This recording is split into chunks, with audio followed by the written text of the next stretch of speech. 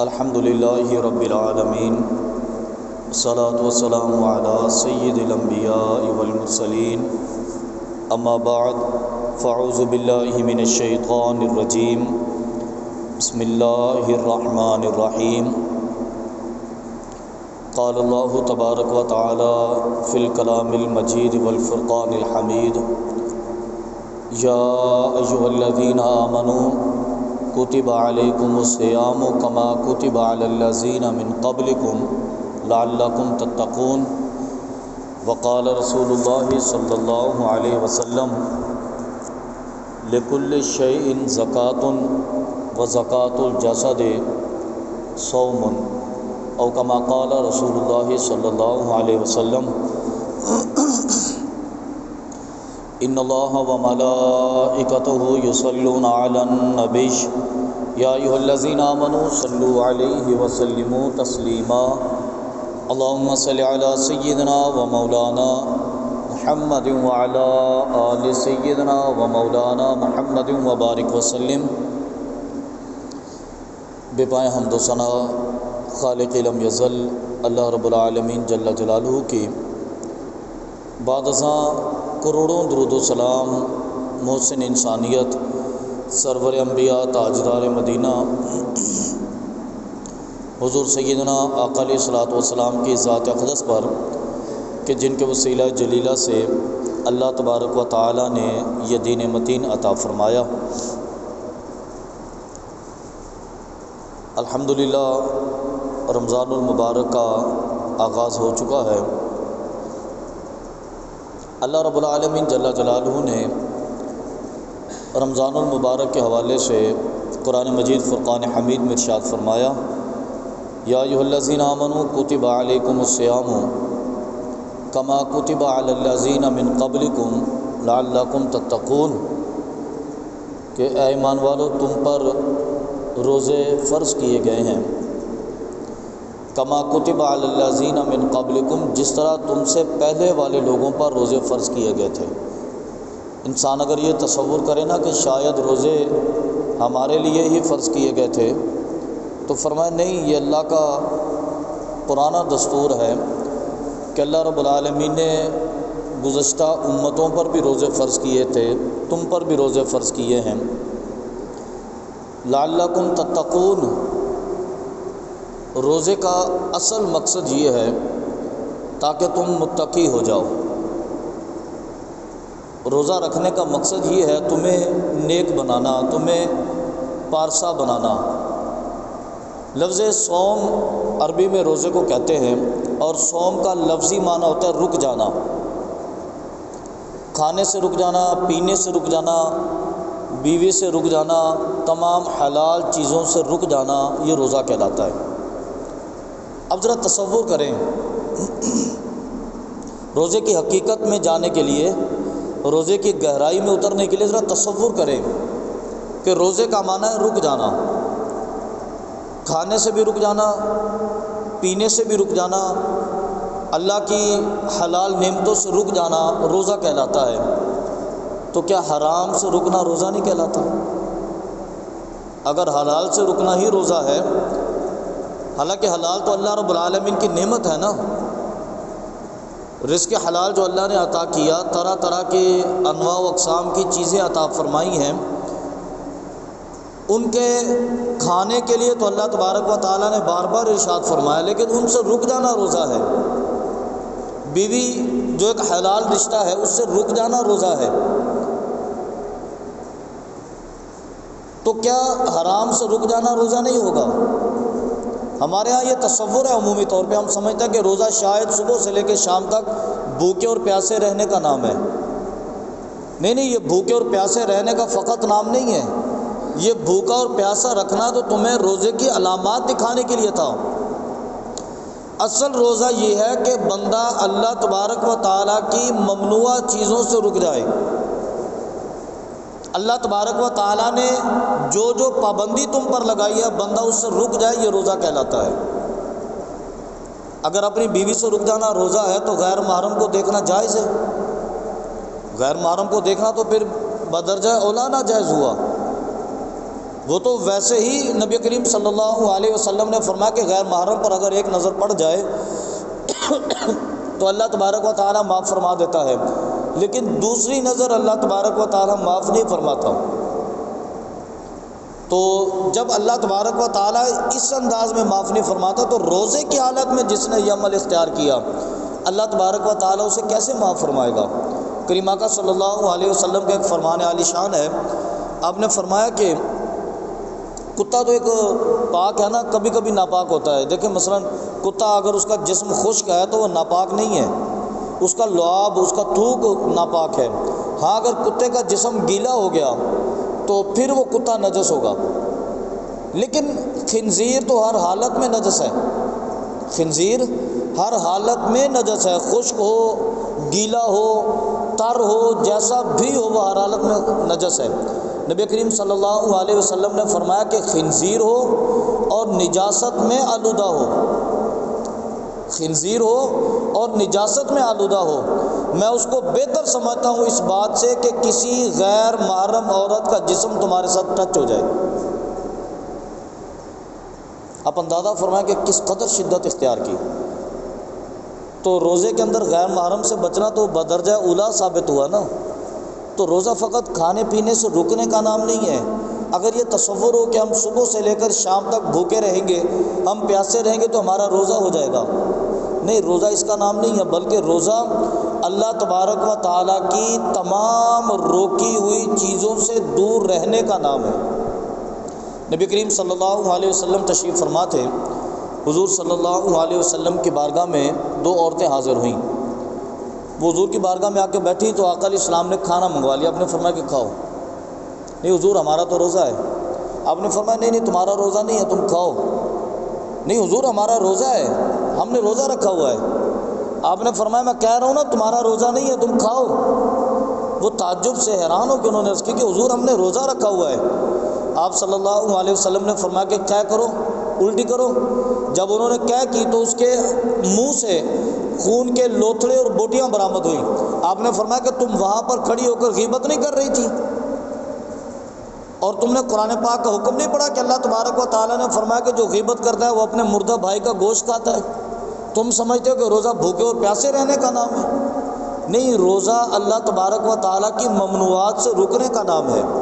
روزہ جھوٹ کو چھوڑنے کا نام ہے، روزہ غیبت کو چھوڑنے کا نام ہے، روزہ زنا کو چھوڑنے کا نام ہے، روزہ چغلی کو چھوڑنے کا نام ہے، روزہ لڑائی جھگڑے کو چھوڑنے کا نام ہے، روزہ چوری چکاری کو چھوڑنے کا نام ہے، روزہ عیاشی کو چھوڑنے کا نام ہے، روزہ فحاشی کو چھوڑنے کا نام ہے۔ روزہ صرف بھوکے اور پیاسے رہنے کا نام نہیں ہے۔ نبی کریم صلی اللہ علیہ وسلم نے فرمایا کہ جس نے جھوٹ نہیں چھوڑا تو اللہ تبارک و تعالیٰ کو اس کے روزے کی ضرورت نہیں ہے۔ جس نے جھوٹ نہیں چھوڑا اللہ تبارک و تعالیٰ کو اس کے بھوکے اور پیاسے رہنے کی کوئی حاجت نہیں ہے۔ تو گویا کہ روزہ ہم یہ سمجھتے ہیں نا کہ روزہ فقط ظاہری طور پر بھوکے اور پیاسے رہنے کا نام ہے، کہ ہم گھر میں گئے، ہمارے سامنے انواع و اقسام کے کھانے سجے ہوئے تھے، ہم نے کھانا نہیں کھایا، فریج کے اندر ٹھنڈا پانی پیا ہوا تھا، ہم نے پانی نہیں پیا۔ اللہ تبارک و تعالیٰ کی بے شمار نعمتیں گھر میں موجود تھی، ہم نے کچھ بھی استعمال نہیں کیا، تو ہم سمجھتے ہیں کہ یہ روزہ ہو گیا۔ فرمایا کہ نہیں، فقط یہ روزہ نہیں ہے، بلکہ انسان تصور کرے کہ روزہ اس سے بہت آگے کی چیز ہے۔ انسان تصور کرے کہ وہ شخص جس کے مزاج اور طبیعت کے اندر اللہ کا خوف اس قدر غالب آ گیا کہ اللہ تبارک و تعالیٰ کی حلال نعمتیں اس کے سامنے موجود تھیں، اللہ تبارک و تعالیٰ کا میٹھا اور انواع و اقسام کا پانی اس کے سامنے موجود تھا، اگر یہ بندہ خوف خدا سے حلال نعمتیں استعمال نہیں کرتا تو اس بندے کے اندر یہ خوف اس قدر مضبوط ہونا چاہیے کہ اللہ تبارک و تعالیٰ کے ڈر سے وہ حرام چیز کی طرف بھی نہیں جاتا۔ روزہ اس کا نام ہے۔ اگر بندہ اللہ تبارک و تعالیٰ کے خوف سے حلال چیزیں استعمال نہیں کرتا تو روزہ اس چیز کا نام ہے کہ بندہ اللہ تبارک و تعالیٰ کے خوف سے حرام چیزوں کی طرف بھی نہ جائے۔ یہ انسان کا روزہ ہے۔ ہم سمجھتے ہیں کہ روزہ شاید چند گھنٹے بھوکے اور پیاسے رہنے کا نام ہے۔ اللہ رب العالمین نے اس کا فلسفہ بیان کیا کہ لعلکم تتقون، روزہ تمہیں بھوکا رکھنے کے لیے نہیں ہے، روزہ تمہیں پیاسا رکھنے کے لیے نہیں ہے، بلکہ روزہ تمہیں متقی بنانے کے لیے۔ تمہیں یہ سمجھانے کے لیے ہے کہ اگر بندہ اللہ تبارک و تعالیٰ کے حکم پر حلال چیزیں چھوڑ سکتا ہے تو اللہ کے حکم پر بھی حرام چیزیں بھی چھوڑنی ہوں گی، اللہ کے حکم پر بھی اسے ممنوعات بھی چھوڑنی ہوں گی، اللہ کے حکم پر اسے جھوٹ، غیبت، چوری، زنا اور یہ دوسرے فحش کام بھی چھوڑنے ہوں گے، کیونکہ اگر کھانا کھانے سے روکا اللہ نے ہے تو باقی کاموں سے بھی اللہ نے روکا ہے۔ اس کے اندر بھی تو اسی مالک کی طاقت ہے، اس کے اندر بھی تو اسی مالک کی قدرت ہے۔ اس مالک کی قدرت پر برائیوں سے رک جانا یہ روزے کی اصل حقیقت ہے، یہ روزے کی اصل حقیقت ہے۔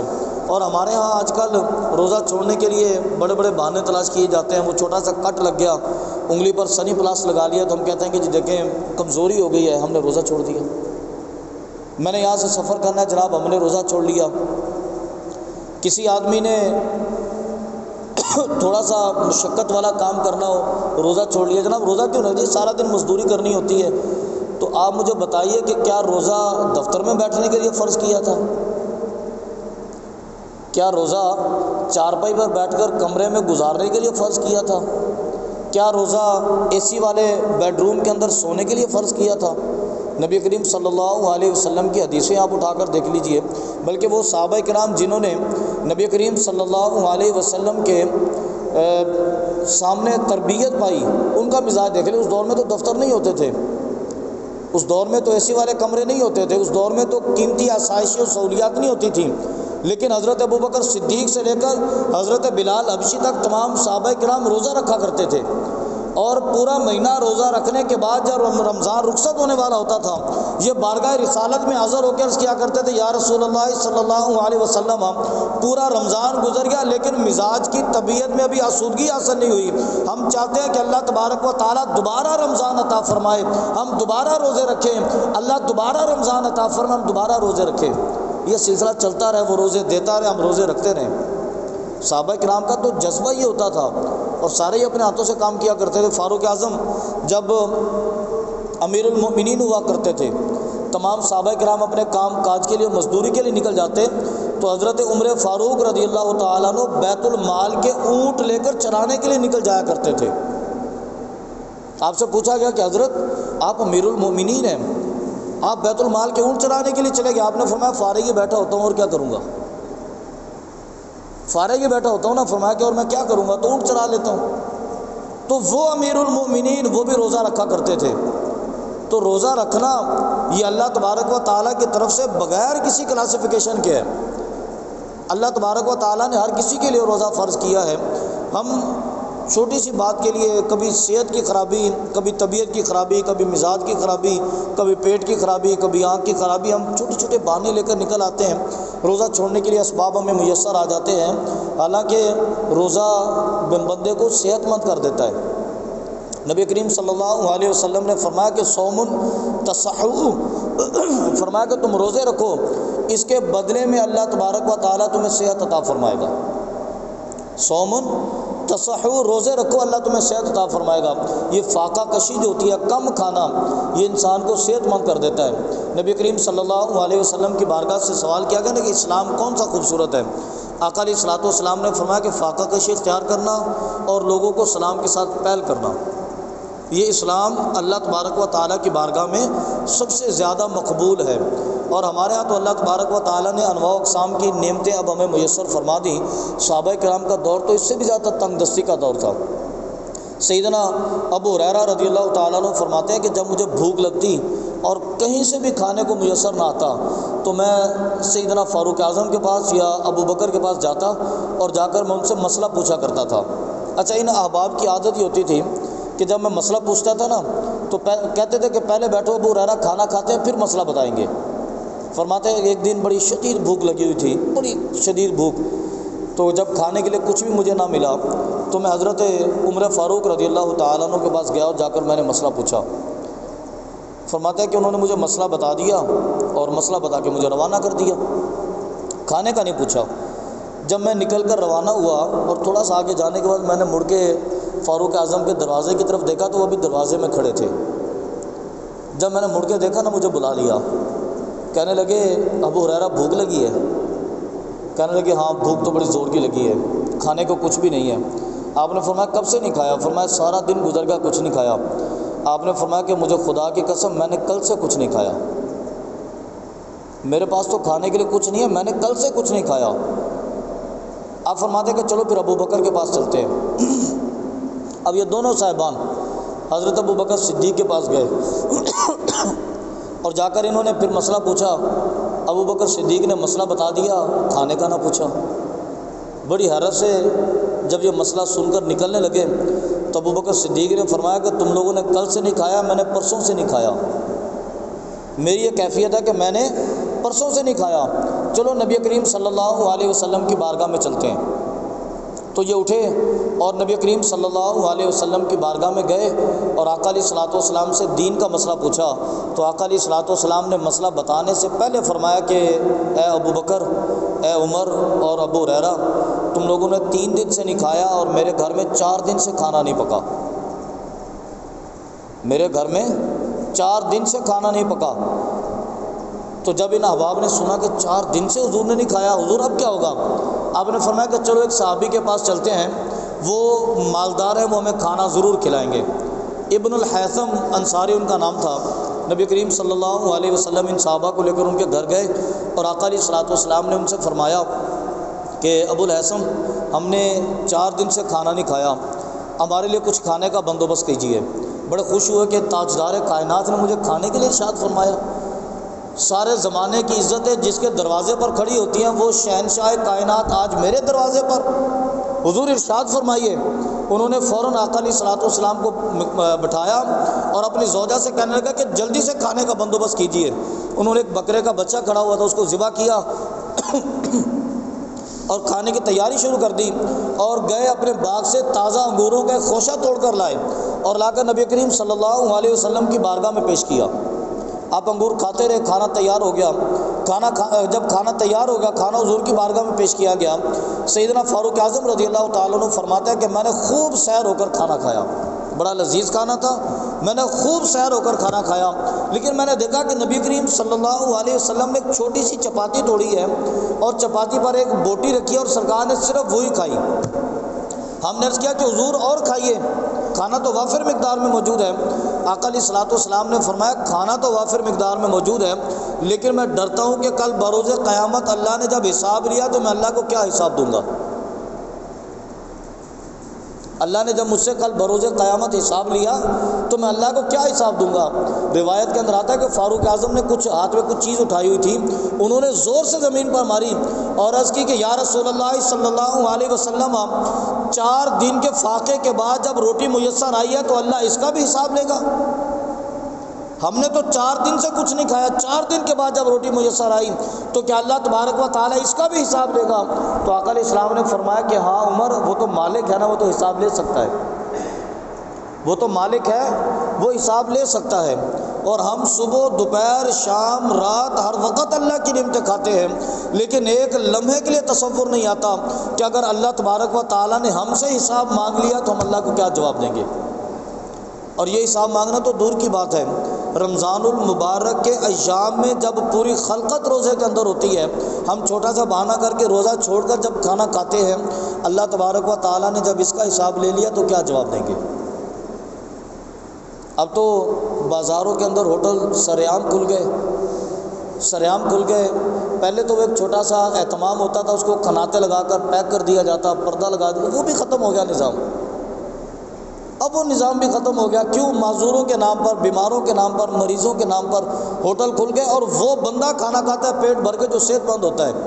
جو بیمار ہے، بیمار کے حلق میں تو ایک چمچ نہیں اترتا یخنی کا، وہ بیمار آدمی پیٹ بھر کے کھانا کیسے کھا سکتا ہے؟ خوب صحت مند آدمی سیر ہو کر وہاں بیٹھ کے کھانا کھاتا ہے اور ڈکار مارتے ہوئے باہر نکلتا ہے، وہ کہتا ہے کہ ہم بیمار ہیں، اور اللہ تبارک و تعالیٰ کی نعمت رمضان میں استعمال کرتا ہے اور اسے خوف نہیں ہوتا کہ ہم اللہ کی بارگاہ میں جواب کیا دیں گے۔ اللہ رب العالمین نے جب ہم سے پوچھ لیا تو ہم اللہ رب العالمین کی بارگاہ میں جواب کیا دیں گے؟ 4 دن کے بعد اگر کھانا میسر آ جائے تو حضور فرماتا ہے کہ وہ تو مالک ہے، وہ پوچھ سکتا ہے بندے سے، وہ بندے سے حساب لے سکتا ہے کہ بندے میں نے تجھے رزق عطا کیا تھا، تو نے وہ رزق کہاں استعمال کیا؟ اور پھر اللہ جب پوچھے گا کہ میرے دیے ہوئے کھانے سے جو تمہیں طاقت میسر آئی تھی، اس طاقت کو تو نے کہاں خرچ کیا؟ کیا قرآن کی تلاوت میں خرچ کیا؟ کیا نماز میں خرچ کیا؟ کیا غریبوں یتیموں مسکینوں کی مدد کے اندر خرچ کیا؟ تو ہمارے پاس تو جواب نہیں ہے۔